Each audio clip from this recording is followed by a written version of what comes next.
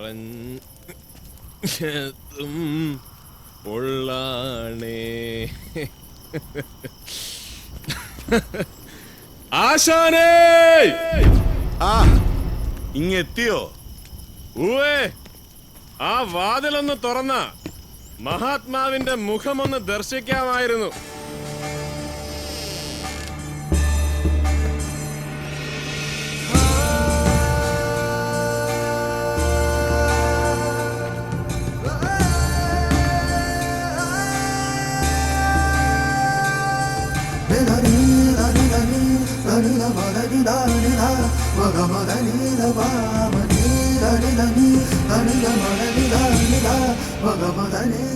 കാണാതെ വന്നപ്പോ എന്റെ കുട്ടിക്കുറുമ്പൻ ആശാനെ മറന്നു എന്ന് വിചാരിച്ചു. അങ്ങനങ്ങ് മറക്കാൻ പറ്റുകയല്ലോ. അതല്ലേ ഈ കൊച്ചുകുഞ്ഞിന്റെ ജന്മവിധി. ഭൂമിയിൽ ഒരു മകനും നിയോഗിക്കപ്പെടാത്ത അഗ്നി പരീക്ഷണം. ഇതെന്നാ? പെറ്റമ്മയുടെ വാത്സല്യം, ജീവിച്ചിരിക്കുന്ന അപ്പന്റെ ആത്മാവിലേക്കുള്ള വെളിച്ചം മൂതിക്കെടുത്തിയതിന്റെ പാരിതോഷികം. ഒരു കവളുടെ ബാക്കിയുണ്ട് ആശാനെ. ചെയ്തത് തെറ്റായി പോയെന്ന് തോന്നിയെങ്കിൽ ഇവിടുന്ന് ആകാം ഒരു തലോടൽ. അവള് നിന്നെ തല്ലിയോ? കൊച്ചുപ്രായത്തിൽ ഈ കൊച്ചുകുഞ്ഞിനെ അമ്മച്ചിയുടെ താരാട്ട് നല്ലതുപോലെ കേൾക്കാൻ പറ്റാതെ പോയതുകൊണ്ട് ഇതൊന്നും എനിക്ക് തല്ലല്ല ആശാനെ. താരാട്ട, ഈ താന്തോന്നിക്കുള്ള താരാട്ട്. എത്ര കുടിച്ചിട്ടുള്ളിലെ പുക കെട്ടടങ്ങുന്നില്ല. മതിയാക്കാൻ മേലെ ആ പാവത്തിനെ കൊണ്ട് ഇങ്ങനെ വിഡ്ഢിവേഷം കെട്ടിക്കുന്നത്. അവസാനിപ്പിച്ചൂടെ ആശാനെ ഈ അജ്ഞാതവാസം? ഇരുതല എരിയുന്നൊരു വിളക്കിന്തിരിയായിട്ട് ഇങ്ങനെ സ്വയം കത്തിത്തീരാൻ എനിക്കിനി വയ്യ. പറയട്ടെ ഞാൻ അമ്മച്ചിയോട് ഈ സത്യം. മുഖത്ത് തല്ലി രണ്ടിൽ ഒരാൾ മതിയാ വീട്ടിലെന്ന് പറഞ്ഞ അമ്മച്ചി എന്നെ ഇറക്കി വിട്ടപ്പോ ഒരാവർത്തിയല്ല 1000 തവണ മനസ്സ് പറഞ്ഞു. കഥ അറിയാതെ കരഞ്ഞു തീരുന്ന ആ പാവത്തിന്റെ കൈയും പിടിച്ച് ഈ മലയൊന്ന് കയറി വന്നാലോ? അരുത്, അരുത്. ഭർത്താവ് ജീവിച്ചിരിക്കെ വിധവയാകേണ്ടി വന്നവളാണ് എന്റെ കത്രീന. അവൾ ഇത്ര കാലം ഒഴുകിയ കണ്ണീരും കത്തിച്ച മെഴുകുതിരിയും ജീവിച്ചിരിക്കുന്ന ഭർത്താവിന്റെ ആത്മാവിന് വേണ്ടിയാണെന്ന് അറിയുന്ന ആ നിമിഷം പിന്നതിന് മാപ്പില്ല. ഒരിക്കൽ ആ തറവാടിന്റെ പ്രതാപത്തിന് മുന്നിൽ തോറ്റുപോയവനാ ഞാൻ. ഇനിയും അത് ആവർത്തിച്ച പിന്നെ നിന്റെ അമ്മച്ച് കത്തിച്ചു വെച്ച മെഴുകുതിരിക്ക് അർത്ഥമുണ്ടാകും. നിനക്ക് പറയാം, ഉള്ളിലെ ദണ്ണം തീരുന്നത് വരെ ശപിക്കാം. കേൾക്കാൻ ഞാൻ അർഹനാ. എന്റെ കത്രീനെ ഇങ്ങോട്ടല്ല, ഞാൻ അങ്ങോട്ടാ കയറി വരേണ്ടത്. വരും. ഇനിയും ആ തറവാടിന്റെ പടി ചവിട്ടാൻ ഈ അപ്പൻ അർഹനാണെന്ന് കാണിക്കാൻ മാത്രം എന്റെ മകൻ വളർന്നു എന്ന് എനിക്ക് ബോധ്യമാകുന്ന ആ ദിവസം ഞാൻ വരും. ആശാനായിട്ടല്ല, നിന്റെ അപ്പനായിട്ട്.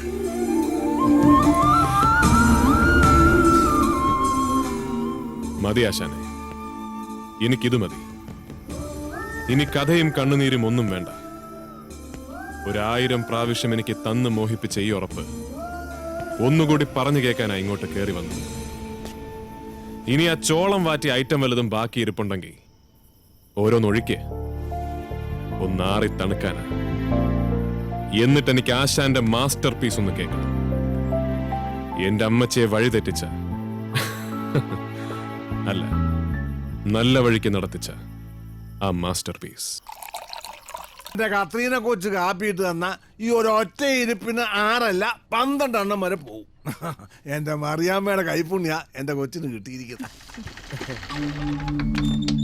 ആ വരുന്നു. കാറ്റു പറഞ്ഞതും കടലു പറഞ്ഞതും നന്നായിടൂ, വളരെ നന്നായി. ഞാൻ വയനാട്ടിലോട്ട് മല കയറിയത് ഇഞ്ചി കൃഷിക്കുള്ള നല്ലേനെ വിറ്റു നോക്കിയ. അതിന്റെ കൂടെ ഞാൻ നടത്തിയ പള്ളിപ്പെരുന്നാൾ നാടകം കളിക്കാൻ കലർപ്പില്ലാത്ത ഈ വിത്തിനെ എനിക്ക് കിട്ടി.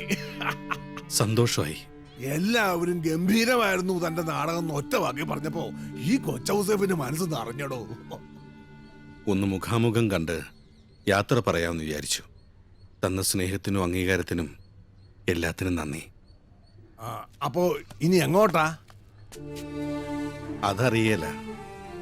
മനസ്സിലെ കഥയും കഥാപാത്രങ്ങളും ഉണ്ട്. അവരെ ഇന്നലത്തെ പോലെ വെളിച്ചത്ത് കാണിക്കാൻ എഴുതാനൊരു കൂര. അതെവിടെയുണ്ടോ അവിടെ വരെ. ആ കാണുന്ന കൂര മതിയാവുമെങ്കിൽ അന്നം മുടങ്ങാതെത്തും വടക്കം വീട്ടിന്ന്. കലാകാരനും കഥാപാത്രങ്ങളൊക്കെ ആയതുകൊണ്ട് ഇഷ്ടാവോന്നറിയാൻ മേല. ബോധ്യമാവുമെങ്കിൽ നാടകം ഇഷ്ടമുള്ളിടത്ത് നടത്താം, കിടത്തം അവിടെയാക്കാം. എന്നാ ശങ്കര, ആ വാതിലൊന്ന് തുറന്നു കൊടുക്ക.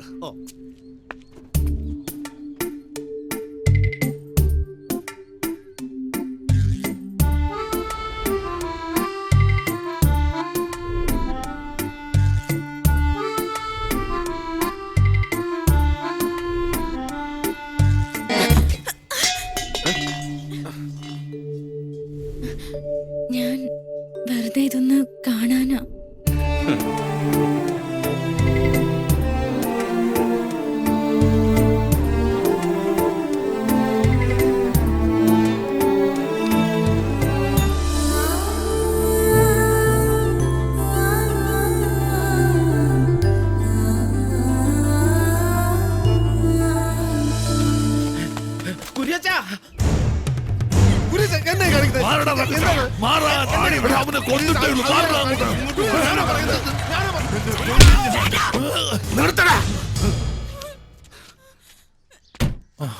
അപ്പാ, നമ്മുടെ കത്രീനെ ഇവൻ ചതിക്കാൻ വേണ്ടിയായിരുന്നില്ലേ നിനക്ക് കിടക്കാൻ ഞാൻ ഇടം തന്നത്? അല്ല അല്ല, തണല് തന്ന മരം തന്നെ വെട്ടിമാറ്റാൻ അത്രയ്ക്ക് ക്രൂരനൊന്നും അല്ല ഞാൻ. ഇതുവരെ കിട്ടാത്ത സ്നേഹവും അന്നു ഇവിടുന്ന് കിട്ടിയപ്പോ ജീവിക്കാൻ ഒരു കൊതി തോന്നി.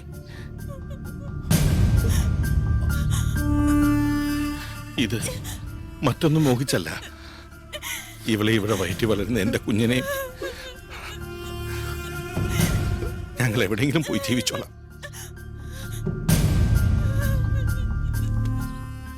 അനുവാദം തരണം, അപേക്ഷയാണ്.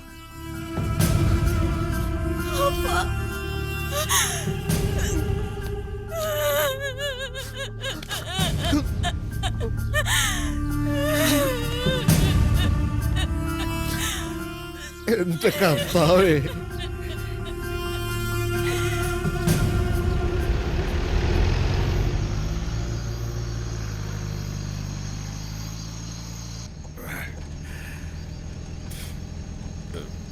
കത്രീനാമ്മ പറഞ്ഞതുകൊണ്ടാ, അല്ലെങ്കിൽ ഈ നാടകം ഞാൻ ഒഴിവാക്കുമായിരുന്നു. കല്യാണം കഴിഞ്ഞ അന്ന് തന്നെ ഇങ്ങനൊരു അവസരം വന്നത് ഐശ്വര്യം എന്ന് അവള് പറയുന്നത്. എനിക്കതിലൊന്നും വലിയ വിശ്വാസം ഉണ്ടായിട്ടല്ല. മനുഷ്യനെ വിശ്വസിക്കുക.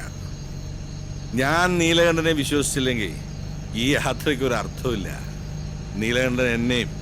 ആശാൻ എല്ലാവരുടെയും സങ്കടം പറയാന്ന് നാടകം കണ്ടപ്പോൾ എനിക്ക് മനസ്സിലായി. നാടകം എന്ന് പറഞ്ഞ നാടിനകത്തുള്ള സങ്കടമാണോ നീലകണ്ഠ? നമ്മുടെ സമയം നമ്മുടേതല്ല, നമ്മളെ ആവശ്യപ്പെടുന്നവരുടെയാ. ഇപ്പോ അത് നീലകണ്ഠന്റെയാ. അങ്ങനെയാണെങ്കിൽ ഈ നീലകണ്ഠന് വേണ്ടി ആ പാട്ടൊന്ന് പാടും ആശാനെ.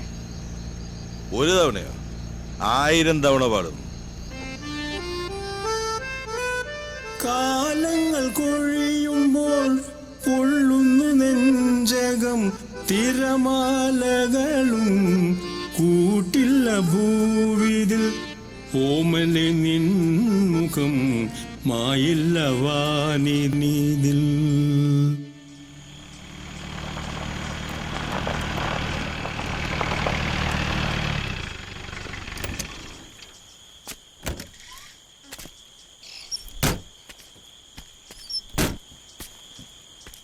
കമ്മറ്റിക്കാരൊക്കെ കാത്തു നിൽക്കാന്ന് പറഞ്ഞിട്ട് ആരെയും കാണുന്നില്ല നീലകണ്ഠ. കള്ളം പറയാനൊന്നും നീലകണ്ഠൻ അറിയില്ല, സത്യം മാത്രമേ പറയൂ. അത് കൊള്ളരുതാത്തതാണെങ്കിൽ കൊണ്ടുവന്നത് നാടകത്തിനല്ല ആശാനെ, നാട് കടത്താനാ. കൊന്നു തള്ളാനാ ഉത്തരവിട്ടത്. കൊന്നു തള്ളാൻ?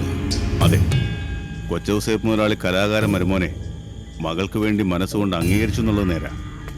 പക്ഷേ നാട് തണ്ടി വന്നവനല്ല പെങ്ങൾക്ക് വേണ്ടതെന്നും അങ്ങനെ ഒരുത്തനെ അളിയനായിട്ട് ആ ആങ്ങളമാർക്ക് വേണ്ടെന്നുമാണ് അവരുടെ ഓർഡർ. ഇനി എന്താ വേണ്ടെന്ന് വെച്ചാ അത് ആശാന് തീരുമാനിക്കാം. ദ്രോഹികളെ, ഇത് ചതിയാ. വീടില്ല ഞാൻ ഒരുത്തനെയും. എന്നെ ഇല്ലാതാക്കാൻ വേണ്ടി നാടകത്തിന്റെ പേരും പറഞ്ഞ് എന്നോട് നാടകം കളിച്ചാലുണ്ടല്ലോ, വീടില്ല ഞാൻ.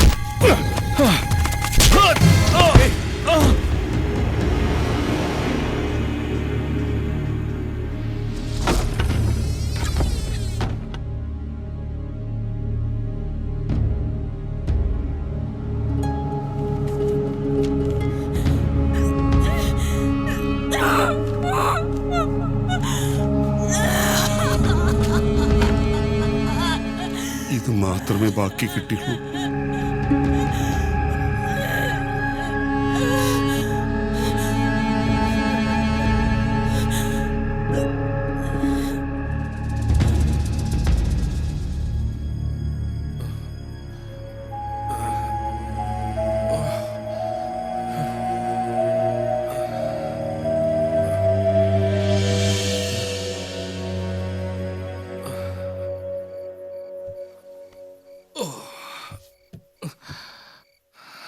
ഈ ചങ്കിലോട്ട് കുത്തിയിറക്കാൻ നീലകണ്ഠന്റെ കത്തിക്ക് മൂർച്ചയില്ലാത്തോണ്ടല്ല ഉണരും വരെ കാവൽ നിന്നത്.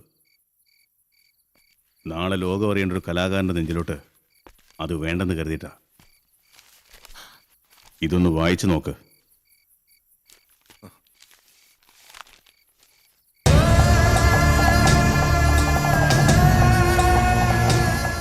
ഇതാണ് ആശാന്റെ നാട്ടിലെ സ്ഥിതി.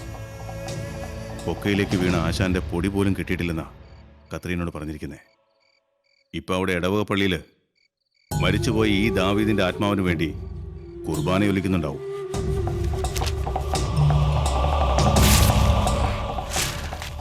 ജീവിച്ചിരിക്കെ ഈ ദാവീദിനെ മണ്ണിട്ട് മൂടിയല്ലടാ. ഇനിയും ആണത്തം കാണിക്കാൻ വടക്കം വീട്ടിലേക്ക് കയറി ചെന്ന ഒന്നല്ല, കത്രീനയും വയറ്റി കിടക്കുന്ന കുഞ്ഞുമടക്കം 3 എണ്ണം തീരും ഒരു കുഴിയില്. ജീവിച്ചൂടെ ആശാനെ? എവിടെയെങ്കിലും ഊരും പേരും മാറ്റി. പിതാവേ,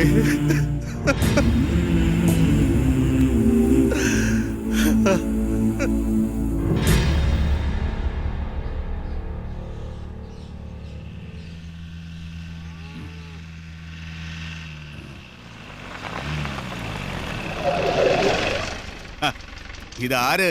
കൊച്ചുകുഞ്ഞോ? ആന്നേ, സാക്ഷാൽ വടക്കൻ വീട്ടിൽ കൊച്ചുകുഞ്ഞ്. എന്റെ നീലേട്ട, അക്കാലം അല്ല ഇക്കാലം, സകലതിനും ഉടക്ക. എല്ലാ ഉടക്കുകളും തീർത്തിട്ട് ഇപ്പോഴാ ഒന്ന് ഇറങ്ങാൻ പറ്റിയത്. അല്ലാതെ പതിവ് സന്ദർശനത്തിന് മുടക്കം വരുത്തിയതല്ല. ദാ ഗ്രന്ഥകർത്താവിന്റെ പുതിയ പുസ്തകങ്ങൾ.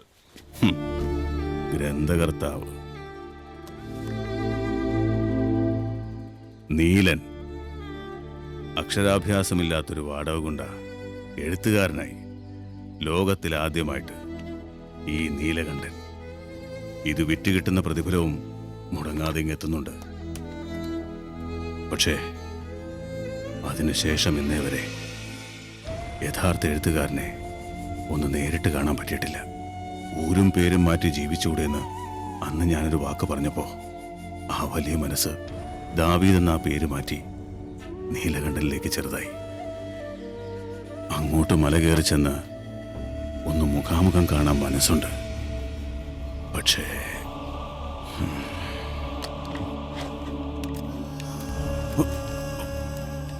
അപ്പക്കാട്ടിലുകാര് കൊച്ചോസേപ്പ് മുതലാളിയെ കള്ള് കച്ചവടത്തിൽ തോൽപ്പിക്കാൻ വേണ്ടി ഡിസ്ലരിയിൽ നഞ്ച് കലക്കിയപ്പോ അതിന്റെ കണക്ക് തീർക്കാൻ ആൾബലമില്ലാതെ ഒറ്റയ്ക്ക് കയറി ചെന്നതിന് കിട്ടിയ പ്രതിഫലമാ ഈ ഒറ്റക്കാല്.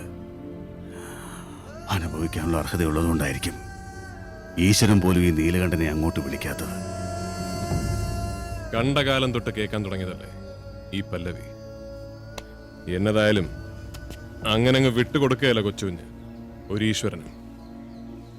കയ്യിലെ കത്തിക്ക് മൂർച്ചയുണ്ടായിട്ടും പണ്ട് എൻ്റെ അപ്പനോട് നീലകണ്ഠൻ എന്ന വാടക കൊണ്ട കാണിച്ച കരുണ കൊണ്ട ഇന്നെനിക്കൊരപ്പനുള്ളത്. അതിന് പ്രത്യുപകാരം ചെയ്യാൻ ഈ ആയുസിനെയും കൊച്ചുകുഞ്ഞിന് ബാക്കി വേണം. പുസ്തകങ്ങൾ മാത്രമല്ല, ആശാൻ വാറ്റിയെടുത്ത നല്ല നെടുമ്പൻ സാധനം കൊടുത്തു വിട്ടിട്ടുണ്ട് 3-4 കുപ്പി. പറഞ്ഞു എടുക്കട്ടെ? ഒരെണ്ണം ആക്കണ്ട, ഒരൊറ്റ ഇരിപ്പിൽ ആശാന്റെ വാറ്റൊരു 6 എണ്ണം കീറിയിട്ട് വേണം ഈ നീലകണ്ഠനൊന്ന് നിവർന്ന് നിൽക്കാൻ. എന്നാൽ നിവർന്ന് നിൽക്കാനല്ല, നിവർന്നിരിക്കാൻ.